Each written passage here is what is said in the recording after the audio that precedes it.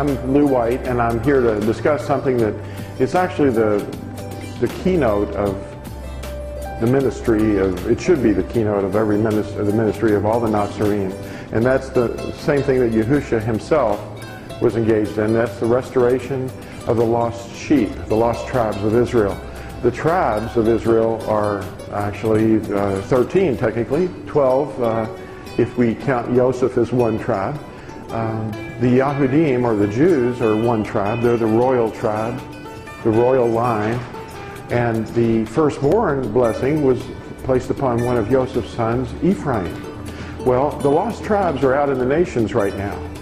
And they're in the world, and they don't know who they are. They're like the prodigal son. They've forgotten themselves.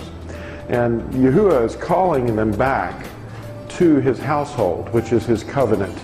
So this is a restoration project about, you know, restoration of the tribes of Israel back to the covenant. And they're going to learn the covenant again, and it's going to produce in them the fruit of the Spirit.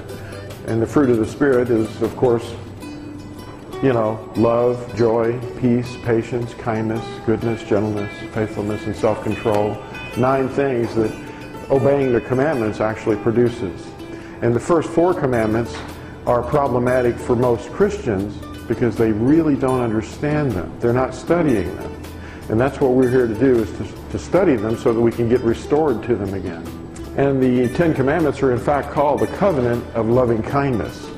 The Hebrew word is hasid. And it's mentioned in 1 Kings 8:23 and 2 Chronicles 6:14 and Nehemiah 1 verse 5. The covenant.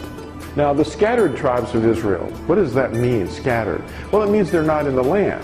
They were given the permission to be and remain in the land as long as they were obeying the covenant.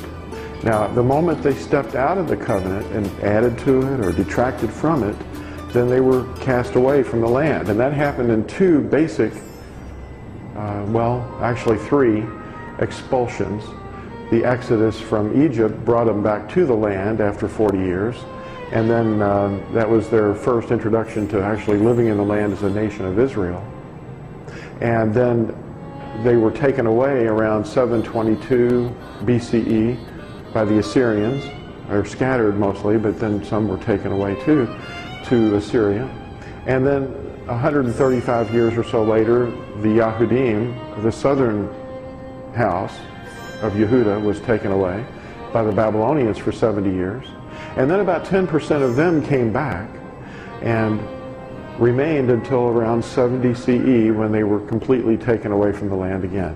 And they remained in captivity. Now, captivity means that they're not in the covenant, and they're not allowed to come back until Yahushua himself regathers them. And he says when he regathers them, they're not going to be in any fear anymore. They're in fear right now because the United Nations is who regathered them. For the last days, the man who was renamed Israel, his first original name was Yaakov, the brother of Esau. In Genesis 49, it says, and Yaakov called his sons. That means all the tribes' heads, the fathers of the tribes. Gather together so that I declare to you what is to befall you in the last days.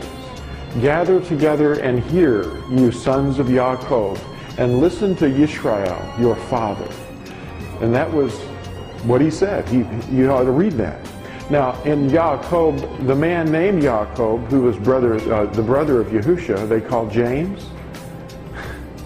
In verse 1 of his book, he says, or his letter, Yaakov, the servant of Elohim, and the master of Yahushua the Messiah, to the 12 tribes who are in the dispersion, greetings. So that's the greeting. Right there at the beginning, opening line of his letter, he's addressing the letter to the 12 tribes who are in captivity, in the dispersion. And in James 5, or Yaakov 5, verses 7 and 9, so brothers, be patient until the coming of the master. You don't have to regather yourself. See, the farmer waits for the precious fruit of the earth, waiting patiently for it until it receives the early and latter rain. You too, be patient. Establish your hearts, for the coming of the Master has drawn near. So he's writing to us too.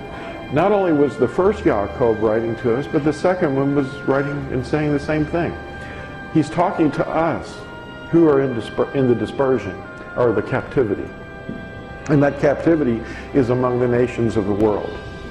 We're all over the place.